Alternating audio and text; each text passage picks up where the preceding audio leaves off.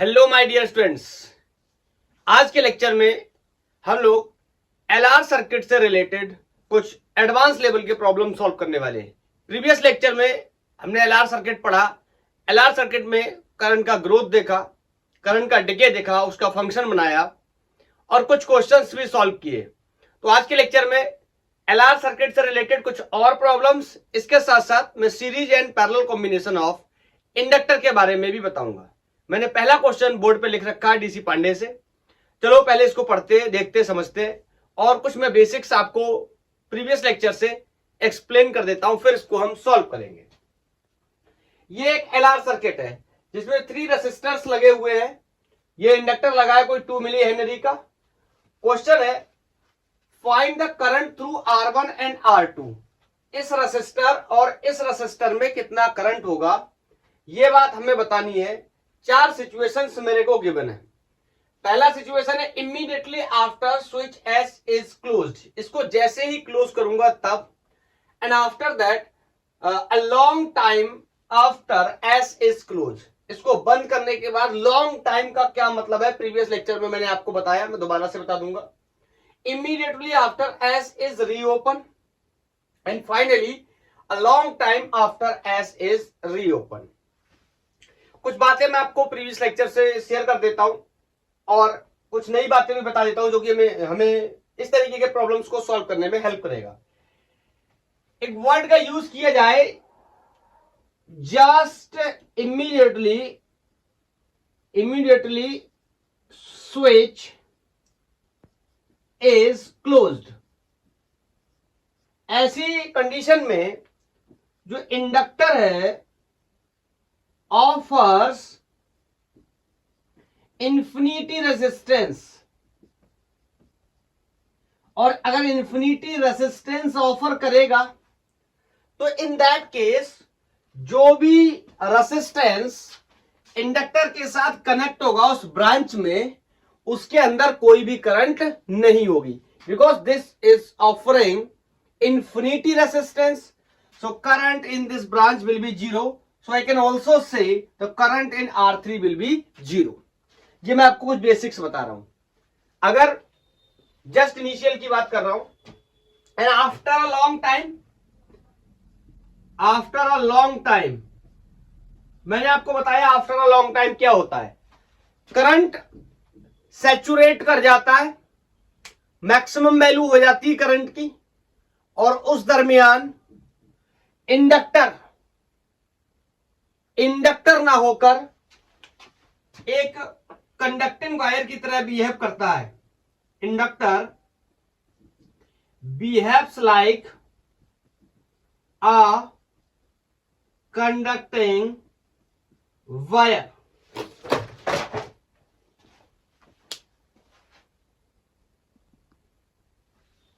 Let's carry again.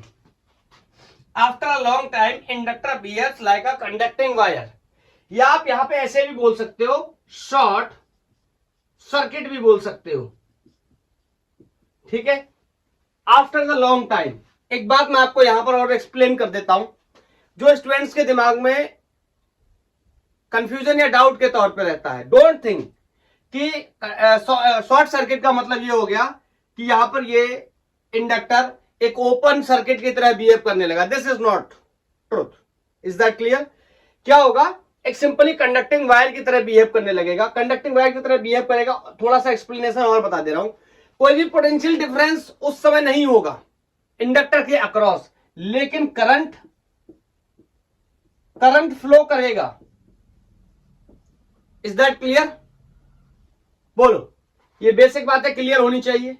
अब एक बात और इसके रिलेटेड, जैसे ही स्विच ओपन होगा, क्लोजिंग के बाद की बात कर रहा हूं, तो आप बताओ, मतलब बैटरी डिस्कनेक्शन हो गया सर्किट से। स्विच ओपन होने का मतलब बैटरी डिस्कनेक्शन।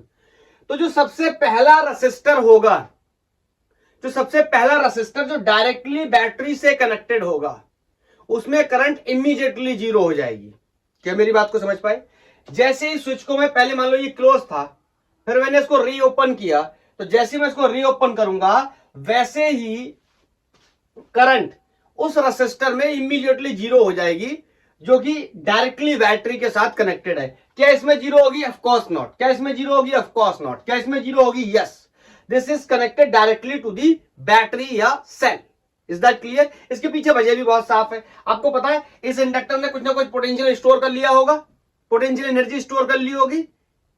बोलो, potential in the form of Michael Faraday minus E D I over D T. भाई ये क्या करेगा? सप्लाई करेगा, या उसी से क्या करेगा? करंट की सप्लाई करेगा, इस रेसिस्टर में भी और इस रेसिस्टर में भी। बट इस रेसिस्टर में करंट डायरेक्टली क्या हो जाएगा? Zero, because this is connected to the battery. तो ये बात हमें याद रखनी है।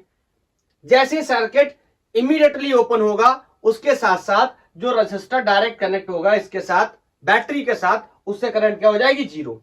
लिखूं क्या? बोल के बता दिया, हो गया होगा आई थिंक। ठीक है।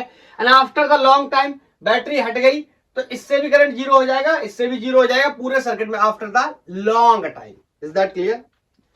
चलो, ये कुछ मैंने बेसिक बातें बताई जिनकी हेल्प से हम लोग क्वेश्चंस को सॉल्व करेंगे। और एक दो बातें और सीख लेते हैं। जैसे जब ये स्विच क्लोज होता है तो यहां से करंट ग्रो करने लगता है, और करंट की जो ग्रोथ होती है वो कुछ इस तरीके से होती है, I equal to I nought 1 minus e to the power t upon tau, where tau is the time constant और इसकी वैल्यू L अपॉन R होती है। This is the growing current.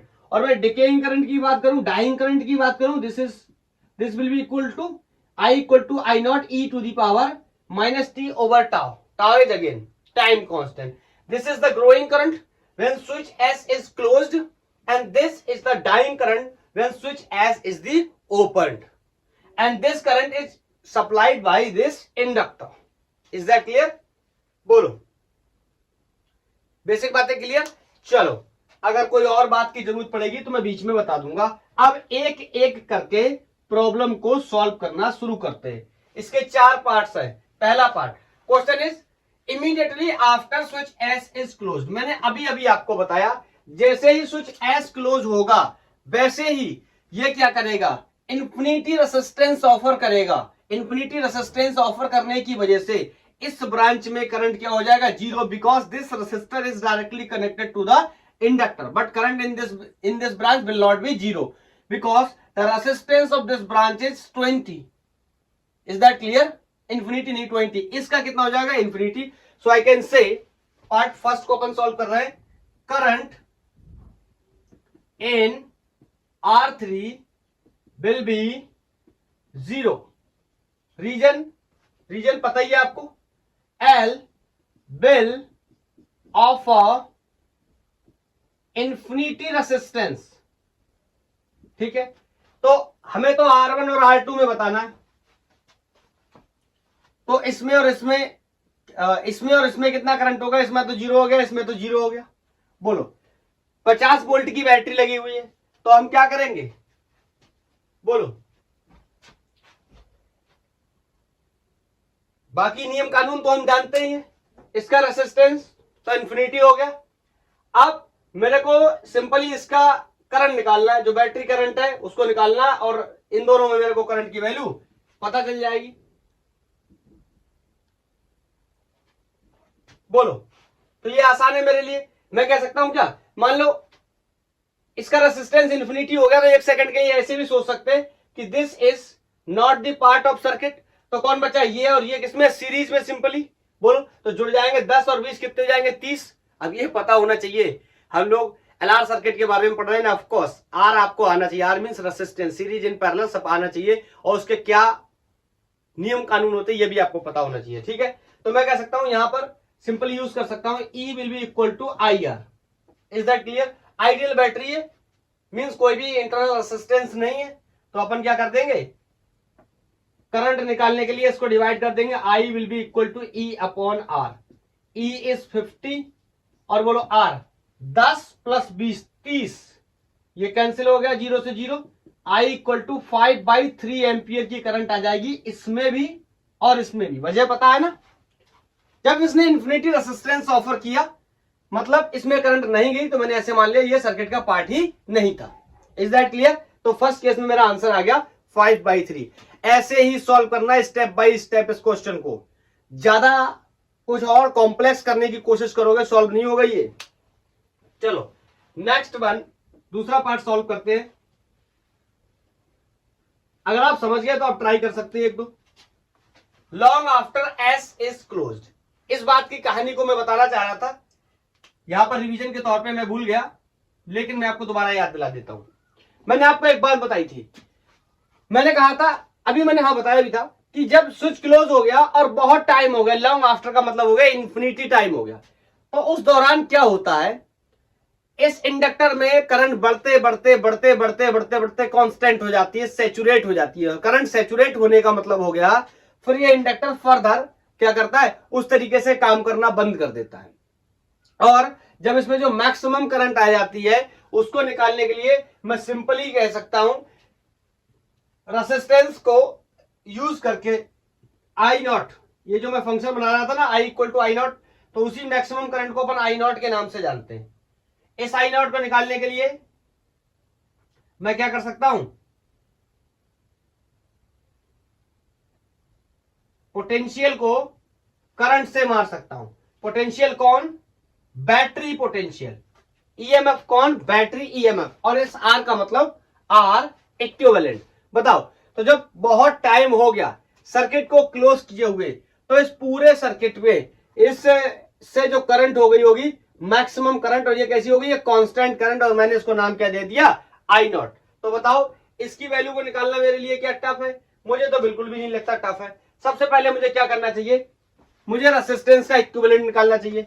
इसकी वैल्यू तो मुझे पता है, यहां से मैं रख दूंगा I naught will be equal to 50। बोलो आर इक्विवेलेंट, ध्यान से देखो, ये और ये पैरेलल में है, और उसके बाद जो रिजल्ट आएगा वो इसके साथ किसमें होगा, सीरीज में होगा। तो बता इन दोनों का पैरेलल में कितना होगा, मैं आपको बहुत बार बता चुका हूं, अगर दो रेसिस्टेंस पैरेलल में लगे हैं तो ऊपर दोनों का मल्टीप्लाई कर दो, नीचे दोनों को जोड़ के डिवाइड कर दो। Is that clear? बोलो कितना हो गया, 60/5 मतलब 12 ओम। Is that clear? 3 दूनी 6, 60/5, 5 एकम 5 और 5 दूनी 10, ठीक है 12, 12 रेसिस्टर, 12 ओम इसका आ गया इन दोनों का, उसके साथ ये सीरीज में, तो बोलो कितना हो जाएगा, 12 और 10 22। Is that clear? सीरीज में। अब मैं ये मान के चल रहा हूं कि आपको ये बातें पता होंगी। बोलो कैलकुलेशन को चेक करते रहना, बहुत लॉन्ग क्वेश्चन होता है, नहीं तो गलत हो गया तो बड़ी प्रॉब्लम हो जाएगी। 3 दूनी 6, 5, ठीक है, ये 12 और उसके साथ 12 और 10 किसमें होगा, सीरीज में, 12 और 10 22। तो यहां पर मैंने क्या कर दिया, 22 से डिवाइड कर दिया। Is that clear? आर मुझे नहीं पता था, या आर इक्विवेलेंट भी लिख सकते हो आप। अब यहां पर मैं इसको सॉल्व करूंगा, सिंपली करंट की वैल्यू हो जाएगी 25/11 एम्पियर। इतनी करंट बैटरी से निकल रही है और ये सर्किट में जा रही है, अलग अलग पार्ट में अलग अलग करंट होगी। Is that clear? तो ये तो मैंने टोटल करंट निकाल ली बैटरी की। अब मुझे किस किस में निकालना है, इसमें निकालना है। इसमें मेरा क्वेश्चन यहीं से स्टार्ट होगा, R1 और R2 में करंट बताओ। Is that clear? तो मैं अब एक एक करके उन दोनों में करंट पता करने की कोशिश कर रहा हूं, आप इसने इतना तब तक नोट करो। बोलो हटाओ, चलो मुझे पता चल गया सर्किट की करंट या बैटरी की करंट 25/11 है। अब मैंने आपको एक बात बताई हुई है, हमने इसकी पढ़ाई भी करी हुई है, ये दोनों पैरेलल में लगे हैं, और जब भी रेसिस्टेंस पैरेलल में लगे होते हैं तो करंट को हम उनके इनवर्स रेशियो में फ्लो करा सकते हैं। याद आया? इनवर्स रेशियो का मतलब है जिसमें रेसिस्टेंस ज्यादा होगा उसमें करंट कम आएगी, जिसमें रेसिस्टेंस कम होगा उसमें करंट ज्यादा आएगी। या मैं इसको ऐसे भी बोल सकता हूं कि इसमें और इसमें पोटेंशियल क्या है, सेम। रेसिस्टेंस पैरेलल में लगे हैं और पैरेलल में रेसिस्टेंस सेम होता है सबको, सॉरी पैरेलल में पोटेंशियल क्या होता है, सेम होता है, ये सबको पता है। तो इसके अक्रॉस और इसके अक्रॉस पोटेंशियल क्या होगा, सेम होगा। तो पोटेंशियल सेम के कॉन्सेप्ट का भी यूज कर सकता हूं मैं। चलो मैंने बोल दिया ऐसे, potential in R3 will be equal to the potential in R2, ये भी लिख सकता हूं। और पोटेंशियल क्या होता है, IR, सबको पता है पोटेंशियल क्या होता है, IR। अब मुझे करंट इन दोनों में अलग अलग होगी क्योंकि पोटेंशियल क्या है, सेम है। तो मैं यहां पर इसको I1 और इसको I2 मान लेता हूं, और यहां R1 की वैल्यू किसी के लिए भी मान लो, इसके लिए 20 लिख लेता हूं, और इसके लिए कितना लिख लेता हूं, 30 लिख लेता हूं। तो यहां से एक चीज मुझे पता चल गई कि I1/I2 का रेशियो 2/3 आ रहा है। मतलब एक करंट निकल जाए तो दूसरी करंट भी आसानी से निकल आएगी। एक तरीका ये हो गया। दूसरा तरीका, मैं इनवर्स रेशियो में जो देने की बात करता हूं उसको मैं ऐसे आपको बता सकता हूं, कितने टुकड़े हो गए करंट के, 2 और 3 5, जितने से डिवाइड रेशियो बना इतने टोटल टुकड़े हो गए, टोटल पार्ट्स हो गए करंट के। कितने पार्ट हो गए, 5। तो क्या करो, टोटल करंट को इतने से डिवाइड करो और फिर इनवर्स रेशियो में दे दो, आंसर आ जाएगा। अब यहां पर अगर जिन लोगों को ये बात नहीं पता या भूल गए तो पीछे से रिवाइज करके आएंगे, नहीं तो यहां पर समझना थोड़ा सा मुश्किल हो सकता है। वैसे मैंने ये वाली अप्रोच आपको बता दी है इसीलिए। चलो अब मैं करंट निकालने चला। मान लो करंट इन R3, ठीक है, R3 में करंट निकालने गया तो बोलो मैं क्या कह सकता हूं, टोटल करंट का 1/5 करूं, पहले तो 1/5 करूं, और उसका इसमें निकालने गया हूं तो किससे मल्टीप्लाई कर दूं, 2 से। समझना क्या बता रहा हूं। तो पहले टोटल करंट लिख देता हूं। टोटल करंट 25/11, ये टोटल करंट थी। फिर इसके कितने पार्ट्स करने थे, इस रेशियो के बराबर 2 और 3 5, मतलब 1/5। नाउ ये हो गए करंट के 5 पार्ट। इसमें कितने जाएंगे, इसमें रेसिस्टेंस कितना है, 3 ना, 30, मतलब इसमें रेशियो कितना बना था, 3, तो इसमें कितने जाएंगे, 2। मेरी बात को सुनना, जो इसके पार्ट है वो इसमें दे दो और जो इसका पार्ट है वो इसमें दे दो। इसमें करंट का, इसमें रेसिस्टेंस का रेशियो कितना है, 3, तो इसमें कितने दे दो, 2 पार्ट्स। सुनना, सिमिलरली करंट इन R2, तो पहले तो टोटल करंट के कितने हिस्से, 5, किसमें दे रहा हूं, इसमें। इसका रेशियो कितना है, 2, तो इसमें कितने हिस्से दे दूंगा, 3। यही कहलाता है इनवर्स रेशियो। इनवर्स रेशियो का मतलब यही होता है। बताओ इसमें मैंने 2 रेशियो करंट क्यों दी, क्योंकि इसका रेसिस्टेंस ज्यादा है। इसमें मैंने 3 रेशियो करंट क्यों दी, क्योंकि इसका रेसिस्टेंस क्या है, कम है। मैंने यही तो बोला ना, जिसका रेसिस्टेंस कम होगा उसमें करंट ज्यादा, ये वैल्यू ज्यादा है इससे।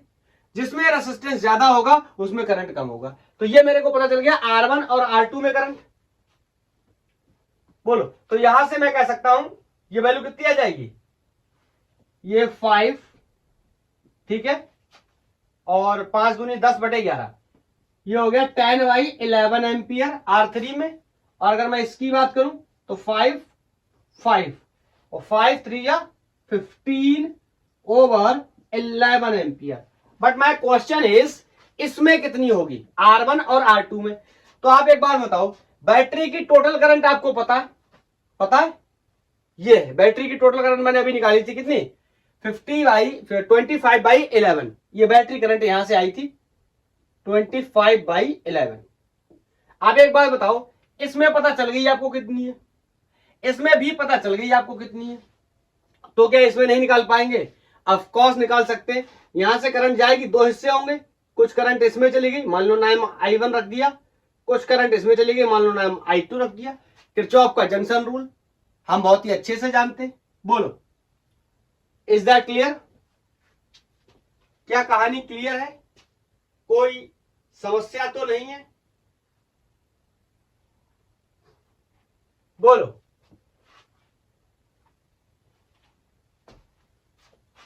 इसमें करंट निकल आएगी, बहुत ही आसान है, जितनी बैटरी से करंट निकलेगी उतनी ही करंट इसमें चली जाएगी। तो मैं ये भी कह सकता हूं, यहां 25/11 एम्पियर की करंट होगी, इसमें 15/11 एम्पियर की करंट होगी, इसमें 10/11। हालांकि इसमें मेरे से पूछा नहीं गया था लेकिन मैंने फिर भी निकाल लिया। बोलो, तो ये सॉल्व हो गया दूसरा पार्ट। चलो अब तीसरे पार्ट की बात करते हैं। ये लॉन्ग क्वेश्चंस हैं, specially JEE Mains and Advance में ही आते हैं, नीट वगैरह में बहुत रेयर है, कभी कभी आ जाते हैं। चलो next, immediately after S is reopen. मैंने इसका कॉन्सेप्ट आपको बताया था कि जैसे ही एस रीओपन होगा, इसको क्लोज था ना अभी तक, ये भैया क्लोज ही रखना है। अब क्या हुआ, रीओपन हो गया। मतलब रीओपन होने का मतलब मैं सिंपली कह सकता हूं, current in R1 will be immediately 0। Is that clear? Current in R1 will be immediately zero. इसमें करंट तुरंत जीरो हो जाएगी, रीजन में बता चुका हूं, ठीक है। फिर क्या होगा, इसका मैं दूसरा पार्ट ड्रॉ करता हूं। इसको हटाने के बाद देखना फिर ये कैसा रह जाएगा। बैटरी तो हट गई ना, बैटरी हटने के बाद इसकी सूरत कुछ इस तरह दिखेगी। बोलो, इंडक्टर ये इस तरह लगा हुआ है, 2 मिली हेनरी, ये 30 ओम, ये 20 ओम। ये इस तरीके की कहानी हो गई। जब ये मैंने इसको निकाल दिया सर्किट से, स्विच ओपन होने का मतलब ये वैल्यू, ये रेसिस्टेंस हट गए। अब सुनना, अब आपको पता है कि जो भी पोटेंशियल डिफरेंस जनरेट हुआ था इंडक्टर के एंड के अक्रॉस, उसी से क्या होगा, करंट की सप्लाई होगी।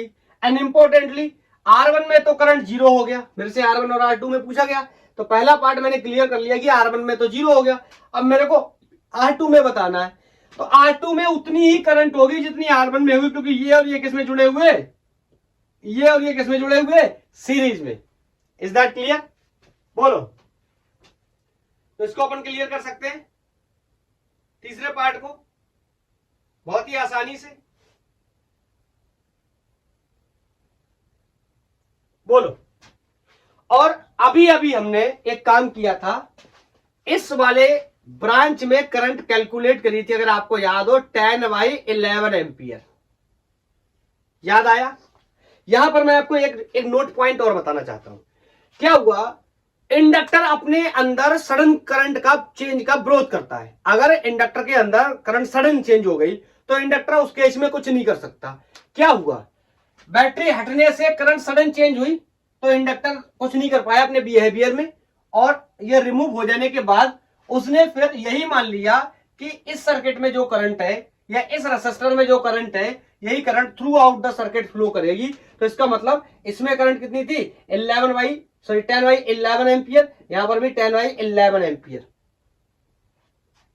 क्या मेरी बात आप समझ पाए? बोलो, क्यों ऐसा क्यों होगा, मैं ये भी बता दे रहा हूं आपको। देखो, करंट यहां से ये सर्किट कटा, मैंने हटा दिया, ये सर्किट हट गया। हटने से क्या हुआ, ये वाली करंट का जो फ्लो था वो बंद हो गया, तो इसमें तो करंट इमीडिएटली जीरो हो गया। फिर जो करंट यहां से आ रही थी, ये वाला जो एरो लगा हुआ है, ये वाली करंट भी आना बंद हो जाएगी। बोलो, और ये वाली करंट भी आना बंद हो जाएगी। लेकिन मैंने आपको बता रखा है कि रेसिस्टर में तो करंट डायरेक्ट जीरो हो जाता है इमीडिएटली, तुरंत अगर मैं बैटरी हटा दूं, अगर जो डायरेक्ट लगा हुआ है। लेकिन जो इंडक्टर से कनेक्टेड है उसके अंदर एक साथ करंट जीरो नहीं हो सकता, डायरेक्ट तुरंत सडन जीरो नहीं हो सकता। आपको पता है करंट को जीरो होने के लिए एक टाइम चाहिए होता है, और उसका फंक्शन I=I0 e⁻t/T होता है। Is that clear? इसीलिए इस वाले में तो करंट जीरो होने की परमिशन हो गई, लेकिन इसमें करंट और इसमें करंट इमीडिएटली जीरो नहीं हो सकता, क्योंकि this and this is directly connected to the inductor. अब इंडक्टर से कनेक्टेड है तो इंडक्टर अपनी करंट बनाएगा, जो भी करंट इससे मिल रही थी पहले ये स्टोर कर रहा था, आप ऐसे समझ सकते हैं।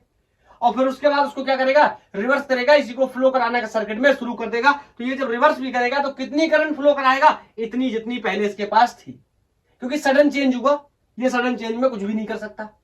Is that clear? तो इसलिए इसमें जो करंट इसमें थी अब वही करंट रहेगी, दोबारा से जो पहले फ्लो कर रही थी वो अभी भी रहेगी, इसमें जीरो हो जाएगी। तो इसमें और इसमें करंट क्या हो जाएगी, सेम। इसमें अगर आपको याद हो, आई थिंक 15/11 एम्पियर की करंट आई थी, लेकिन अब इसमें 15/11 एम्पियर की करंट नहीं होगी। अब कितनी करंट होगी, जितनी इंडक्टर सप्लाई करेगा, और इंडक्टर कितनी सप्लाई कर सकता है, जो इसको सप्लाई हो रही, क्योंकि ये डायरेक्ट इंडक्टर के साथ क्या है, सीरीज में कनेक्टेड है। ये पहले अलग था, पैरेलल में कनेक्टेड था। Is that clear?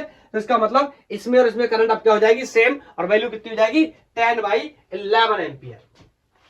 बोलो। तो इस तरीके से हमारा ये पार्ट थर्ड भी क्लियर हो गया ना।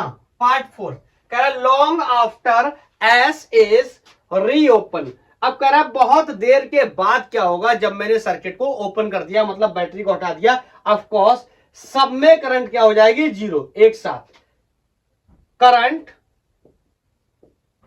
इन all resistor will be zero. Is that clear?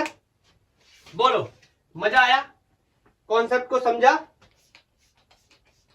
ये प्रॉब्लम मैंने डीसी पांडे से लिया था।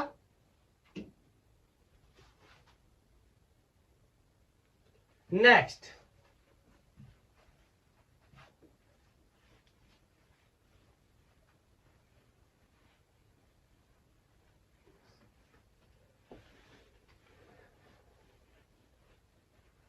कॉन्सेप्ट अगर क्लियर है तो ये क्वेश्चंस हो जाएंगे अच्छे से, बशर्ते हमें इनको जो पूछा जा रहा है उस हिसाब से बेसिक्स को ध्यान रखते हुए ब्रेक करके करना होगा, एकदम से इसका आंसर नहीं आएगा। नेक्स्ट प्रॉब्लम कुछ इस तरीके से दिया हुआ है, ये एक इंडक्टर है, उसके साथ यहां एक रेसिस्टर कनेक्टेड है, एंड फर्दर यहां पर एक रेसिस्टर और भी कनेक्टेड है। मैं आपको एक बात और बता दूं, अगर आपको ज्यादा प्रॉब्लम हुआ करे तो आप सर्किट को ब्रेक कर लिया करो। ब्रेक इन द टर्म्स, जो रेसिस्टर इंडक्टर के साथ डायरेक्ट कनेक्टेड है उसको एक अलग सर्किट का नाम दे दिया करो, अलग तरीके से सर्किट फॉर्म कर लिया करो, और जो नहीं कनेक्टेड है उनको एक अलग तरीके से आप फॉर्म कर लिया करो। ये L equal to 400 milli henry, ये R इक्वल टू 2 ओम। फिर इसके साथ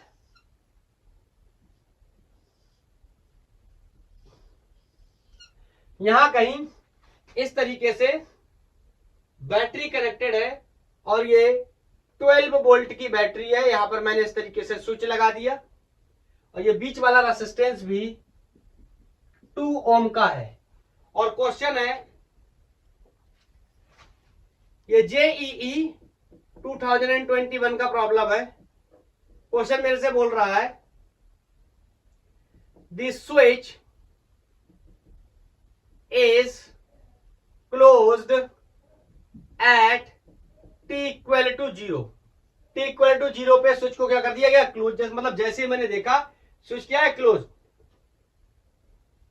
question is what is the potential drop across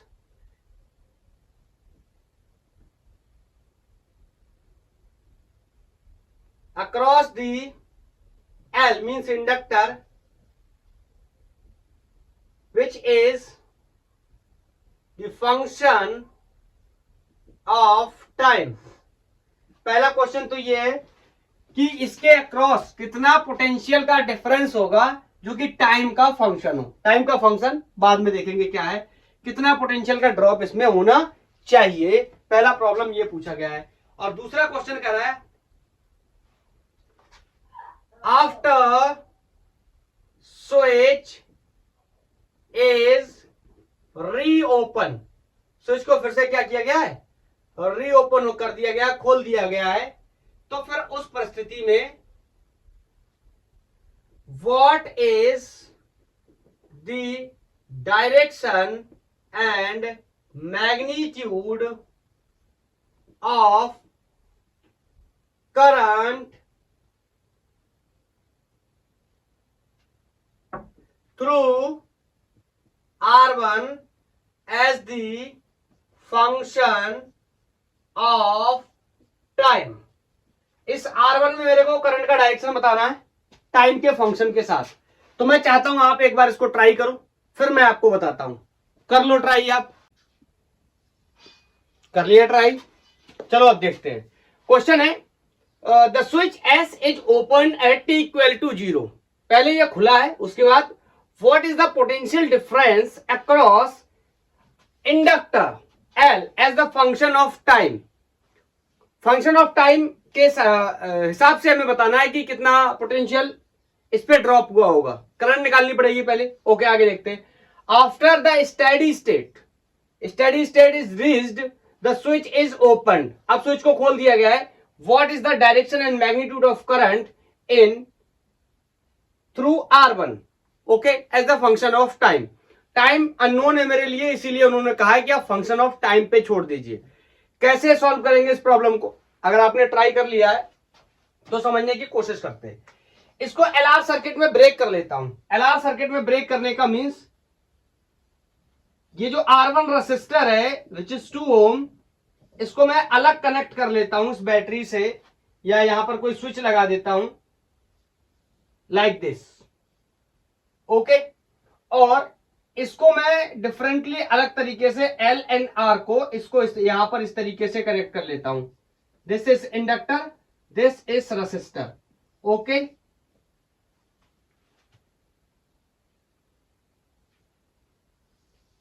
LR circuit में ब्रेक कर लिया करेंगे।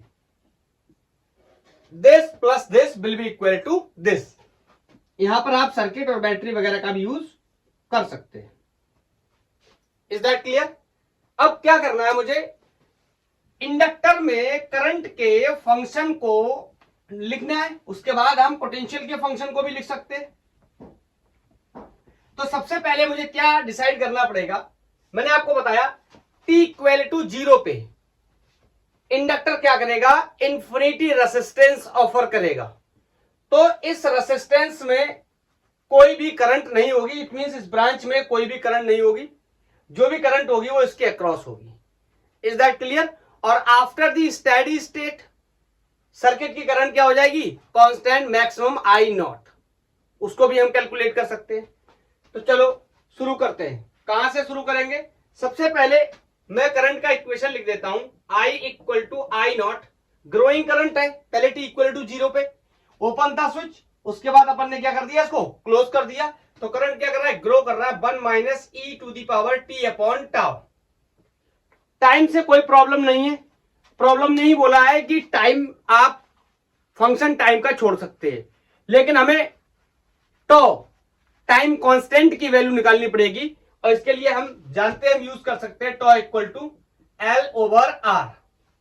प्रीवियस लेक्चर में मैंने इसके बारे में डिटेल्ड बताया था। Tau equal to 400 milli henry, 400 4 into 10 to the power 400 into 10 to the power minus 3 over resistor. अब यहां पर ध्यान रखने वाली बात यह है कि हम किस सर्किट में काम कर रहे हैं। मैं इस सर्किट में काम कर रहा हूं, तो इसका इंडक्टेंस और इसका रेसिस्टेंस ही सेलेक्ट करूंगा। इन केस अगर मुझे टाइम कांस्टेंट पूरे सर्किट के लिए चाहिए होता, तो मैं इस रेसिस्टेंस और इस रेसिस्टेंस को ऐड करने के बाद टाइम कांस्टेंट निकालता। बट मैं इंडक्टर पर काम कर रहा हूं, इसमें मुझे पोटेंशियल का ड्रॉप चाहिए, तो मैं इसके अक्रॉस करंट निकाल ले रहा हूं। इस ब्रांच के अक्रॉस करंट निकालने का मतलब है टाइम कांस्टेंट भी मैं इसी ब्रांच के अक्रॉस कैलकुलेट कर रहा हूं। Is that clear? तो मैं यहां पर एक बार लिख देता हूं, यहां पर R2 कर देता हूं। Is that clear? और R2 की वैल्यू कितनी है, 2। जब अपन इसको सॉल्व करेंगे, this is going to be 200 into 10 to the power minus 3, और we can say tau equal to 0.2 second. Then the time constant is 0.2 second. मैं इसको यहां साइड में मेंशन कर देता हूं, 0.02 सेकेंड। ये हमने कैलकुलेट कर लिया। अब मेरे लिए एक चीज और भी कैलकुलेट करनी पड़ेगी, ये करंट कैलकुलेट करनी पड़ेगी आई नॉट, क्योंकि मुझे पता है इंडक्टर के अंदर पोटेंशियल का डिफरेंस या पोटेंशियल का ड्रॉप मैं कैसे निकालूंगा, E equal to minus times of L D I over D T. तो मैं इसको बाद में डिफरेंशिएट करूंगा, उससे पहले मैं इस आई नॉट की वैल्यू को भी कैलकुलेट कर लेता हूं। इसके लिए मेरे को क्वेश्चन में एक हिंट दे रखा है, एंड दैट हिंट इज कि अगर आफ्टर द टाइम करंट क्या हो जाए, कांस्टेंट हो जाए, सैचुरेट हो जाए, तो हम इसकी वैल्यू को कैलकुलेट कर सकते हैं। एवरीबॉडी नोज कि इसको हम कैसे कैलकुलेट कर सकते हैं, बोलो। तो मैं आपसे कह सकता हूं स्टेडी करंट की वैल्यू कितनी होगी, steady current will be battery EMF E upon resistance. मेरे को रेसिस्टेंस बता दो, मैं इस ब्रांच में निकालूं, इसमें निकालूं, या इस सर्किट की निकालूं, उस दरमियान करंट क्या होगी, same, because I am dealing with the steady current which will be same in the entire circuit. Is that clear? तो मैंने यहां R2 से डिवाइड कर दिया है, तो यहां से मेरे को स्टेडी करंट, जिसको मैं आई नॉट के नाम से जान सकता हूं, इसकी value 12 upon R2 which is equal to 6 ampere. Is that clear? तो यहां पर अगर मैं रख दूंगा तो मेरे लिए करंट की इक्वेशन मिल जाएगी। सो आई कैन से, मैं यहां नोट कर दे रहा हूं, I will be equal to 6 e to 1 minus e to the power minus t over, और टॉ की वैल्यू मैंने यहां पे कैलकुलेट कर रखी है 0.2। Is that clear? इसको सॉल्व करूंगा, पॉइंट हटाऊंगा, ऊपर 10 हो जाएगा और ये 5t हो जाएगा माइनस का। Is that clear? चलो अब मुद्दे की बात पे आते हैं, जो प्रॉब्लम ने मेरे से पूछा है, पोटेंशियल ड्रॉप पूछा है across inductor as the function of time. Potential drop across inductor, बताओ मैं क्या लिख सकता हूं, E will be equal to minus times of D I upon D T. क्योंकि मैं पोटेंशियल का ड्रॉप लिख रहा हूं तो ऑलरेडी ड्रॉप है, तो माइनस साइन को क्या कर देता हूं, हटा देता हूं। Is that clear?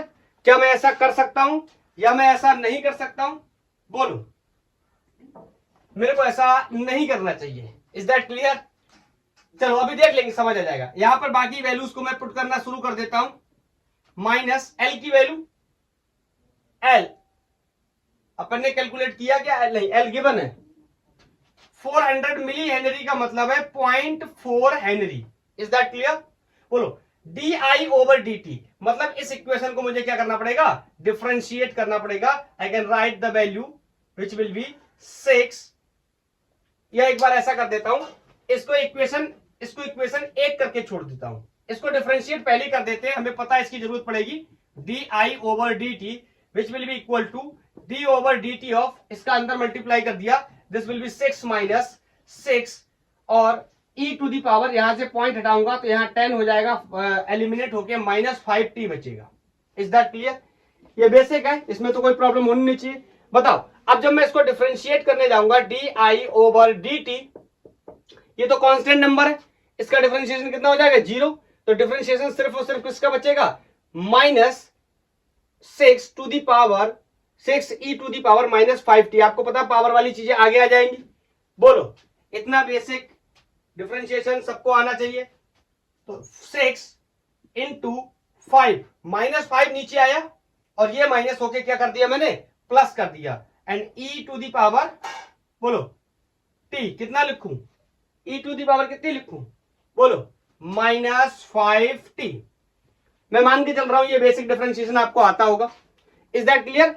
तो ये हो गया कितना, 30 D I over D T is 30 e to the power -5t ampere per second. अब इस वैल्यू को उठा करके यहां रख दो, मेरा आंसर बन जाएगा। Is that clear?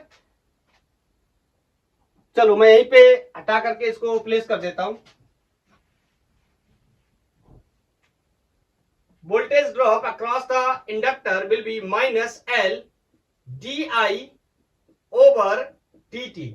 So V is equal to -L, 400 millihenry means 0.4 Henry, and di over dt is 30 into 10 to the 30 into e into 10 to the power e to the power -5t. Is that clear? तो ये मेरे को answer मिल चुका है। बोलो, मैंने अभी आपसे बोला था कि हम पोटेंशियल के ड्रॉप की बात कर रहे हैं, इस वजह से मैं इसको क्या कर सकता हूं, इग्नोर कर सकता हूं, ऑलरेडी पोटेंशियल ड्रॉप है। This is going to be 5 4 3 12 12 e to the power -5t volt. We got the first answer. The potential difference या potential drop across the inductor and the function of time which is 12 e to the power -5t. Is that clear? बोलो। And the next question is कि मेरे से बोल रहा है, अब circuit में जब स्टेडी करंट हो गई है तो मैं सर्किट को ओपन कर दे रहा हूं। अब जब सर्किट को मैं ओपन कर दूंगा, इट मींस बैटरी का कोई भी कनेक्शन नहीं रह जाएगा। Is that clear? तो मैं इसको हटा देता हूं इस तरीके से। अभी बैटरी कनेक्शन हट गया। अब बताओ, बैटरी कनेक्शन के हट जाने से क्या फर्क पड़ेगा? बैटरी के कनेक्शन हट जाने से जो भी पोटेंशियल ड्रॉप या डिफरेंस अक्रॉस द इंडक्टर था, अब वही क्या करेगा, इस सर्किट में सप्लाई होगी अगर मेरे को जरूरत पड़ती है ऐसी तो। पहली बात। दूसरी, हमें पता है हटाने से इंडक्टर के अंदर सडन करंट तो जीरो हो नहीं सकती, ना इंडक्टर के अक्रॉस जो रेजिस्टेंस लगा है उसके अक्रॉस तुरंत करंट जीरो हो सकती है। बोलो, ऐसा तो पॉसिबल है नहीं। तो मैं कह सकता हूं कि करंट क्या करेगी, जैसे मैंने सर्किट को ओपन कर दिया, करंट क्या करेगी, डिके करना शुरू करेगी, और फंक्शन डिके का मैं लिख देता हूं I equal to I nought e to the power -5t। ये हो गया डिके का फंक्शन। प्रीवियस लेक्चर में हमने इसका डेरिवेशन भी किया था। अब सारी वैल्यूज को यहां डाल के रखना है और हमारा आंसर बन जाएगा। बोलो, I will B, I not की वैल्यू हमने कैलकुलेट करी थी अभी, उन सारी वैल्यूज को रखेंगे तो हमारा आंसर हो जाएगा, that was 6 e to the power -5t। ये हो गई मेरी dying current. Is that clear? बोलो। अब क्वेश्चन है कि मेरे को R1 जो रेसिस्टेंस है इसमें बताना है करंट। तो मैं यहां पर एक बात आपको बताता हूं।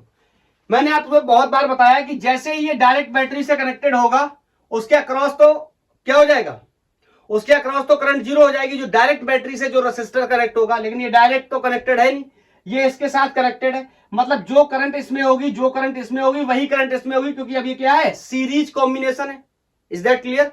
तो मैं निकाल लेता हूं। लेकिन प्रॉब्लम क्या है, अब इस इक्वेशन का यूज मैं नहीं कर सकता, यहां पर मैं इस 5t को यूज नहीं कर सकता। क्यों? मैं वजह बताता हूं इसको साफ करने के बाद। वजह क्या है, मेरे को टाइम कांस्टेंट, जब मैंने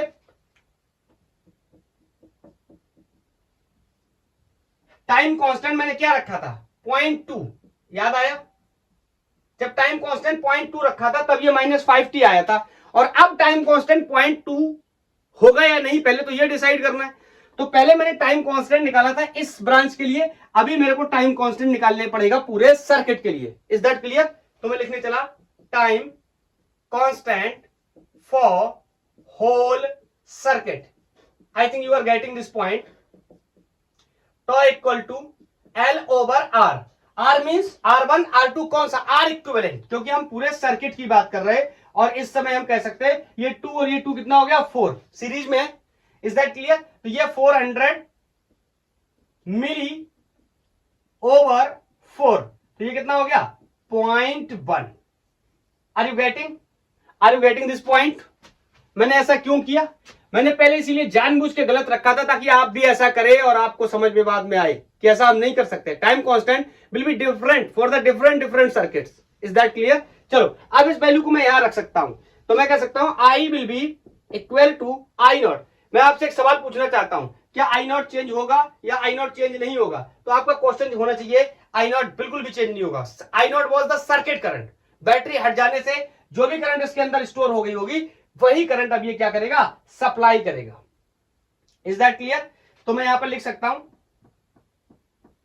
आई will be equal to I naught is 6 t to the e to the power minus t over tau. Tau की वैल्यू कितनी है, 0.1। इसको काट के सॉल्व करेंगे। I equal to 6 e to the power minus 10t। Is that clear? ये current का function हो जाएगा इस रेसिस्टेंस के अंदर, क्योंकि सीरीज में करंट है, इसमें भी, इसमें भी, इसमें भी, सब में सेम होगी ना। What will be the direction? आपको पता है ये जो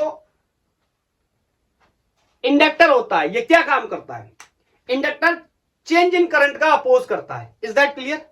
तो पहले करंट आ रही थी कुछ इस तरह, बैटरी से, ध्यान से सुनना, इस तरह आ रही थी, तो ये इसी का तो अपोज करेगा। बोलो, इसी को तो काउंटर करेगा। तो इसको काउंटर करने के लिए बोलो ये कैसी करंट को फ्लो कराएगा, क्लॉकवाइज। Is that clear? बोलो, कोई प्रॉब्लम नहीं होनी चाहिए। ये दो लॉन्ग फॉर्मेट के क्वेश्चंस थे जिनको हम सारी अप्रोच लगा करके सॉल्व कर सकते हैं। अब मैं आपको कुछ एक क्वेश्चन कॉम्पिटेटिव जेईई मेंस का दिखाता हूं, किस तरीके से प्रॉब्लम्स पूछते हैं। सारी चीजें एक साथ नहीं पूछेगा जनरली, नहीं तो बहुत लॉन्ग क्वेश्चन हो जाएगा, एडवांस वगैरह की अलग बात है। चलो नेक्स्ट क्वेश्चन, और आपने इसका आंसर देना है। Next question is from JEE Mains 2019, और इसमें इस तरीके से एक ये इंडक्टर एंड फॉर द एक रेसिस्टेंस को इस तरीके से सर्किट में एक और रेसिस्टेंस के साथ कनेक्ट किया गया है, और इसमें कुछ 15 वोल्ट की बैटरी भी लगाई गई है। इस तरीके से 15 वोल्ट पोटेंशियल डिफरेंस या ईएमएफ है सर्किट का। मैं इनकी वैल्यूज लिख देता हूं और क्या बताना है ये लिख देता हूं। L equal to this is 2 millihenry and both resistors are 5 ohm. Is that clear? और आपने बताना है what will be current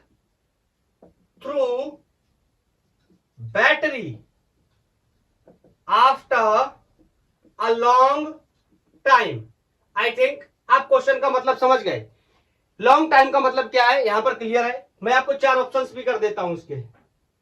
option A 6 ampere, B is 3 ampere, C is 5.5 ampere and D is 7.5 ampere. ये problem JEE 2019 का है। बताओ long time के बाद सबको पता है क्या करना है। लॉन्ग टाइम के बाद इंडक्टर कैसे बिहेव करेगा, एक कंडक्टिंग वायर की तरह या शॉर्ट सर्किट की तरह। तो पूरी भी जो भी करंट होगी वो किसमें फ्लो करेगी, रेसिस्टर में नहीं, ऐसा नहीं, इंडक्टर में भी करंट फ्लो करेगी। मैं ये आपको बता चुका हूं। बोलो तो कितनी करंट होगी, आई नॉट होगी टोटल करंट, सर्किट की current after long time. I not को मैं कैलकुलेट कर सकता हूं ई अपॉन आर इक्विवेलेंट से। Is that clear. मेरे से बैटरी करंट पूछी गई है, इस वजह से मैं ऐसा कर रहा हूं। अगर इसमें करंट पूछी गई होती तो आपको पता है मैं इसकी करंट कैलकुलेट करता। तो ये मेरे लिए बहुत ही आसान है। यहां पर मैं लिख सकता हूं ईएमएफ इज 15 और ये 5 और ये 5 किसमें लगे, सीरीज में या पैरेलल में। ये अभी तो पैरेलल में लगे, लेकिन अगर बैटरी खोल दी गई होती, हटा दी गई होती, तब ये सीरीज में होती। Is that clear. बैटरी हटाने का कोई मसला नहीं है after the long time. It mean 5 और 5 आपको पता है दो रेसिस्टेंस इक्वल वैल्यू के पैरेलल में लगे हैं, तो रिजल्ट उनका हाफ हो जाता है 2.5। इसको काटेंगे, यहां से answer 6 ampere. Is that clear, बोलो इज दैट क्लियर। चलो अब मैंने आपसे बोला था कि सीरीज और पैरेलल इंडक्टर के बारे में भी सीख लेते हैं और उसके बाद इस लेक्चर को अपन ऑफ कर देंगे। तो हेडिंग लगा लो कॉम्बिनेशन ऑफ इंडक्टर्स। जैसे रेसिस्टेंस को, जैसे कैपेसिटेंस को या कैपेसिटर को, रेसिस्टर को हम सीरीज या पैरेलल में जोड़ते थे, उसी तरीके से हम इंडक्टर्स को भी सीरीज और पैरेलल में जोड़ेंगे। लगा लिया हेडिंग कॉम्बिनेशन ऑफ इंडक्टर्स। सबसे पहला हेडिंग लगा लो सीरीज कॉम्बिनेशन। अब मैं आपको यहां पर डेफिनेशन बिल्कुल भी नहीं बताने वाला कि क्या डेफिनेशन होती है सीरीज कॉम्बिनेशन की। बहुत दिन से पढ़ते चले आ रहे हैं, जैसा रेसिस्टर में पढ़ा था, जैसा कैपेसिटर में पढ़ा था, सेम स्टोरी फॉर इंडक्टर। इसका इंडक्टेंस L3, इसका L2, इसका L1। कुछ पॉइंट्स मार्किंग कर रहा हूं। इसका नाम A है, इस पॉइंट का नाम B है, इस पॉइंट का नाम लेट्स से कोई C है और इस पॉइंट का नाम कोई D है। मेरे से पूछ रहा है कि इन तीनों को हटा के, यही तो थ्योरी होती थी ना, इन तीनों को हटाकर कोई एक इंडक्टर लगाना है जो इन तीनों के बराबर अकेले काम कर सके, उसे हम equivalent inductor in case of resistor, equivalent resistance in case of capacitor, equivalent capacitance के नाम से जानते थे। तो मैंने यहां बोल दिया L equivalent. And potential difference remain same between point A and point D या एंड A और and D। Is that clear. चलो इसको मैं ड्राइव करके बता देता हूं। वैसे तो मैं आपको सिंपल बताने वाला हूं कि L equivalent will be L1 plus L2 plus L3 plus dash dash dash. इस तरीके से हम डायरेक्ट जोड़ते चले जाएंगे in case of series combination. कैसे समझ लेते हैं एक बार। तो मैं कुछ पॉइंट्स मार्क कर ले रहा हूं। पोटेंशियल डिफरेंस कैलकुलेट कर लेता हूं और सबको ऐड कर दूंगा बाद में बिटवीन A एंड B। बोलो तो मैं कह सकता हूं BAB या BA माइनस BB, एक ही बात है, ऐसे भी लिख सकता हूं मैं BA minus BB। Is that clear. इसमें कोई करंट मान लेते हैं, हाई फ्लो कर रहा होगा, ठीक है। तो इसको क्या लिख सकते हैं अपन, minus times of L DI over DT। तो L1 DI अपॉन DT। सबको पता है करंट की वैल्यू क्या होगी, सेम। सीरीज कॉम्बिनेशन में करंट क्या रहती है, सेम। ऐसे ही मैं potential difference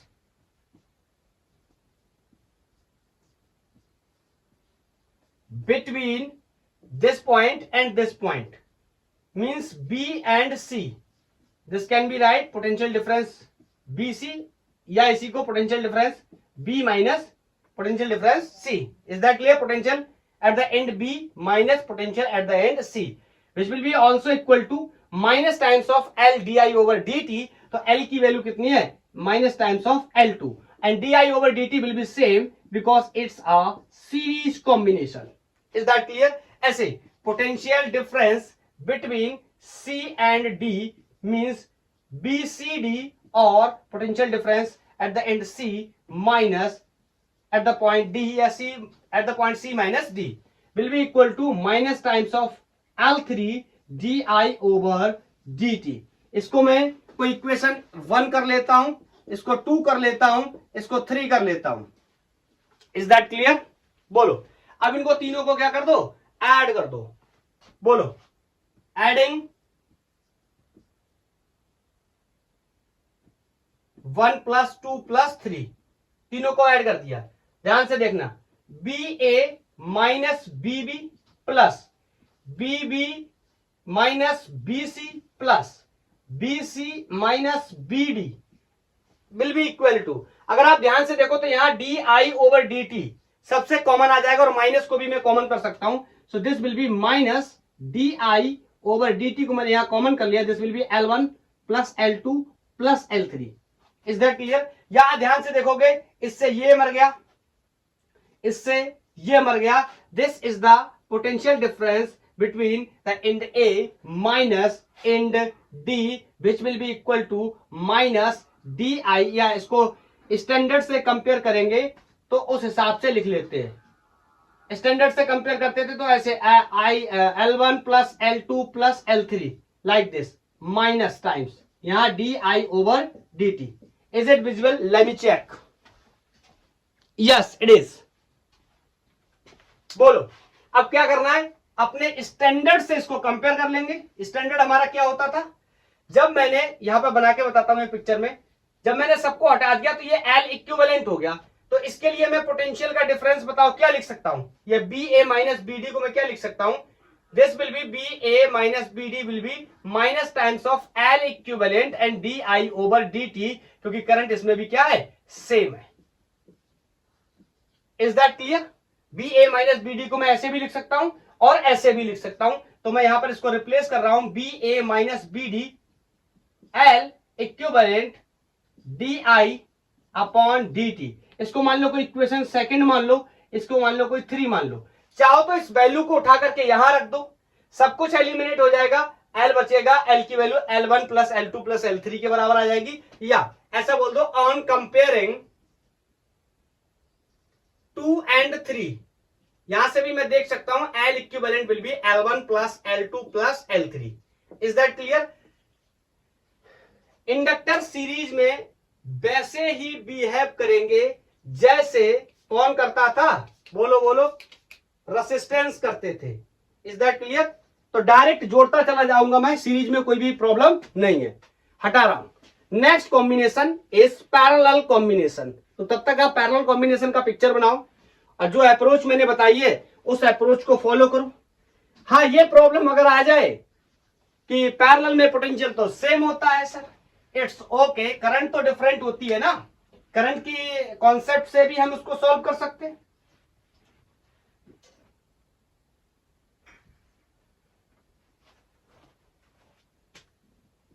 parallel combination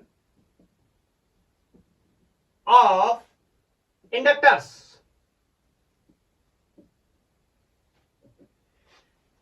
sorry, मैं यहां पर एक पिक्चर बना देता हूं.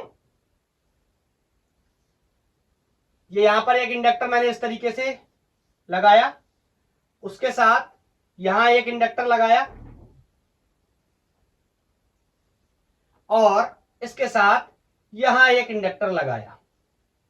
And the question, this is L1, this is L2 and this is L3 and this is let's say कोई पॉइंट B है, ये कोई पॉइंट A है और ये कोई ना कोई बैटरी से कनेक्टेड होगा.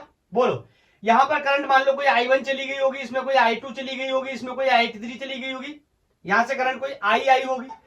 KCL किरचॉफ करंट लॉ से हमने ये डिसाइड किया. आपको पता है incoming current toward the junction will equal to the leaving current from the junction, or we can say the net summation of the current at the junction will be equal to 0. And everybody knows this and this are connected in parallel, and the potential difference in parallel across the each resistor as well as across the each inductor will remain same. So I can say, let's say there is potential B, here also B, there will be also B. Is that clear? But I can say one thing, the current I will be equal to I1 plus I2 plus I3. Is that clear? Kirchhoff current law. अब मेरे को यहां current तो चाहिए नहीं, मेरे को rate चाहिए होता है करंट का, तो मैं इसको क्या कर दे रहा हूं, differentiation with respect to time. So this is going to be di over dt, di1 over dt, di2 over dt plus di3 over dt. यहां मैंने क्या कर लिया, इसको रेट बना लिया. बोलो, and the story is same. इन तीनों को हटाना है और इसकी जगह एक लगाना है,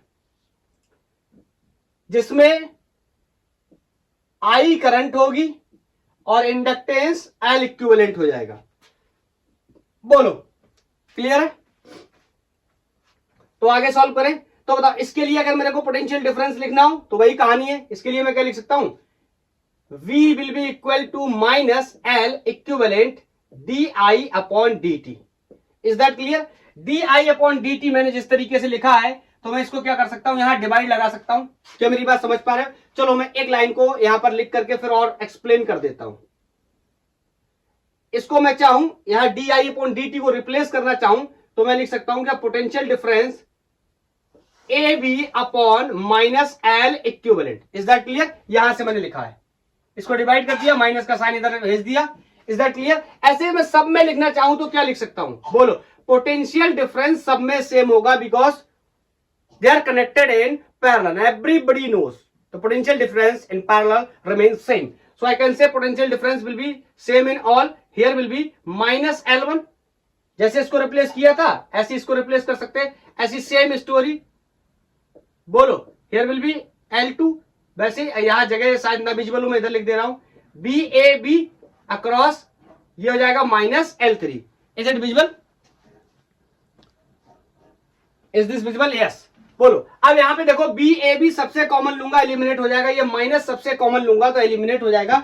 मैं डायरेक्ट रिजल्ट लिख दे रहा हूं, 1 upon L equivalent will be 1 upon L1 plus 1 upon L2 plus 1 upon L3.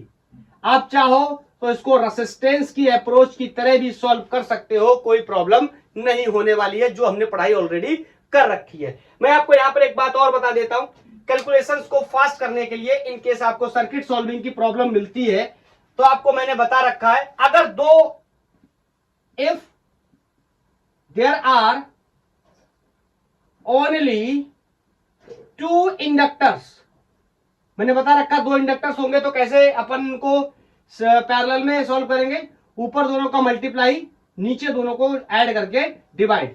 This is for fast calculation. Is that clear? अच्छा, अब समझ लो, अगर मैं आपसे बोल दूं if L1 is equal to L2 is equal to L, मतलब दो बराबर वैल्यू के इंडक्टर्स को पैरेलल में जोड़ा गया है. सबको पता रिजल्ट क्या हो जाएगा, हाफ. चाहो तो आप यहां रख के देख लो, आपको आंसर पता चल जाएगा. L equivalent will be L upon 2L. Is that clear? L1 is L, L2 is L, तो यहां पर L over L plus L means 2L. एक L से एक एलिमिनेट हो गया एंड रिजल्ट इज L/2. ये कुछ पॉइंट्स है कैलकुलेशंस को अगर आप अपनी फास्ट करना चाहते हैं तो इन पॉइंट्स को याद रख सकते हैं. Is that clear? तो दो बराबर वैल्यू के चाहे रेसिस्टर हो और चाहे इंडक्टर हो, अगर पैरेलल में जोड़े गए हैं तो हम क्या कर सकते हैं, उनका आधा कर सकते हैं. क्लियर है? इस पे मैं ज्यादा क्वेश्चंस की प्रैक्टिस नहीं करवा सकता, लेक्चर ऑलरेडी बहुत लेंथी हो चुका है. हम क्या कर रहे हैं, एक क्वेश्चन को ले रहे हैं और बाकी जैसे क्वेश्चंस रेसिस्टेंस के सॉल्व होते थे वैसे ही इसके सॉल्व होंगे. और एक प्रॉब्लम मैं आपको होमवर्क में दे दूंगा, आप मेरे को उसका आंसर कर देना.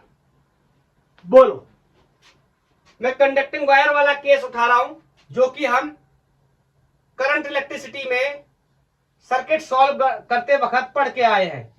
इस तरीके से मैंने ये 3 इंडक्टर लगाए और लेट्स से इस पॉइंट का नाम कोई बी है, इस पॉइंट का नाम कोई ए है और ये तीनों ही 3 हेनरी के हैं. Is that clear? अब मैं इनको सिंपली क्या कर रहा हूं, कंडक्टिंग वायर से ऐड करना चाहता हूं इस तरीके से, लाइक दिस. मैंने यहां कंडक्टिंग वायरिंग लगा दी, यहां एक वायर कनेक्ट किया, यहां कर दिया, यहां कनेक्ट किया, यहां कर दिया. अब मैं मान के चल रहा हूं ये सारे कॉन्सेप्ट्स आपने पढ़े हुए हैं क्योंकि हम लोग काफी आगे आ चुके हैं. फिर भी मैं एक बार आपको रिपीट करा देता हूं और ये पॉइंट आपको याद दिला देता हूं. Question is find find equivalent inductance between A and B. Is that clear? मैं 4 ऑप्शंस भी कर दे रहा हूं, सॉल्व करो तब तक।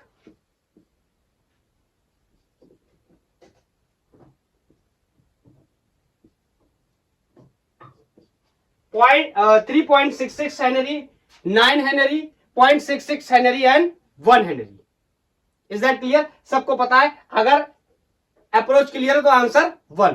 मैंने आपको बता रखा है इस तरीके से जितने भी कंडक्टिंग वायर्स लगाए जाए उनके बीच में जितने रेसिस्टर्स या जितने इंडक्टर्स होंगे वो सब किसमें होते हैं? पैरेलल में। और आपको पता है 3 है, तीनों को पैरेलल में जोड़ूंगा 1/3 plus 1/3 plus 1/3। LCM will be 3, ऊपर will be 3। Is that clear? 3 से 3 एलिमिनेट हो जाएगा और इसकी वैल्यू कितनी आ जाएगी? 1। मैंने कॉन्सेप्ट भी बता रखा है। इस पॉइंट का पोटेंशियल, लेट्स से ए है, बी ए, तो इस पॉइंट का पोटेंशियल भी क्या होगा? बी ए। और मान लो इस पॉइंट का पोटेंशियल बी बी है तो इस पॉइंट का भी पोटेंशियल क्या होगा? B B. तो आप चाहो तो इसका एक रिकंस्ट्रक्ट करके दोबारा सर्किट बना सकते हो। कैसे बनाना है अगर आपको आता है तो सही है, और आप किसी भी तरीके से इसमें थोड़ा बहुत कंफ्यूज है तो आप यूट्यूब पे टाइप कर सकते हैं combination of resistance by gang-war physics. आपको वहां मेरा लेक्चर मिलेगा, आप उसको देख लेना, आपके सारे डाउट्स क्लियर हो जाएंगे। Is that clear? मैं एक क्वेश्चन आपको होमवर्क करना चाहता हूं इस लीक से थोड़ा सा हट करके। एक क्वेश्चन है, आप चाहो तब तक तो उसका रफ डायग्राम बना सकते हो, प्रेजेंटेशन बना सकते हो। एक मेरे पास इंडक्टर है, सॉरी एक मेरे पास सोलेनॉइड है, ये मेरे पास सोलेनॉइड है और इस सोलेनॉइड के ऊपर मैंने इस तरीके से टर्निंग करके इसको बना करके रेडी कर दिया। ठीक है, इसके डायमेंशंस के बारे में बता देता हूं। इसका जो इंडक्टेंस है ये 10 हेनरी है और इसका जो रेसिस्टेंस है इसको अपन ले लेते हैं 2 ओम है, और ये कोई एक बैटरी से कनेक्टेड है, ये बैटरी 10 वोल्ट की है। Is that clear? And the question is how long will it take for magnetic energy 1/4 of its maximum value। ये प्रॉब्लम डीसी पांडे का है। कैसे सॉल्व कर सकते हैं थोड़ा बहुत मैं आपको हिंट कर दे रहा हूं। कह रहा है 1/4 रह गया एनर्जी स्टोर। सबको पता होना चाहिए energy store in inductor half LI² होता है, हम इसको ड्राइव भी कर चुके हैं। तो ये फाइनल एनर्जी इनिशियल का 1/4 है, आप 0.25 भी कह सकते हैं, 25% भी कह सकते हैं। तो ये 1/4 ऑफ इनिशियल है। डिफरेंस सिर्फ किसमें होगा बोलो? करंट डिफर करेंगे, इसमें करंट कुछ और होगा इनिशियली और फाइनली करंट कुछ और होगा। इंडक्टर की यही तो कहानी है। आफ्टर द लॉन्ग टाइम, आपको पता है आफ्टर द लॉन्ग टाइम क्या होने वाला है। तो यहां पर सारे एक्सप्रेशन को रख के आप एक्सपोज कर देंगे, सारी वैल्यूज को पुट कर देंगे। I0 की वैल्यू आपको यहां से I0 और I के अंदर क्या मिल जाएगा? रिलेशन। उसके बाद आप इस एनर्जी में आकर दोबारा जो वैल्यूज को पुट करेंगे और आपको आंसर मिल जाएगा। ऐसा क्वेश्चन हम पहले भी कर चुके हैं। Is that clear? Previous lecture में भी हमने किया हुआ है। तो आज के लिए इतना ही। थैंक यू, धन्यवाद। पढ़ाई करते रहिए।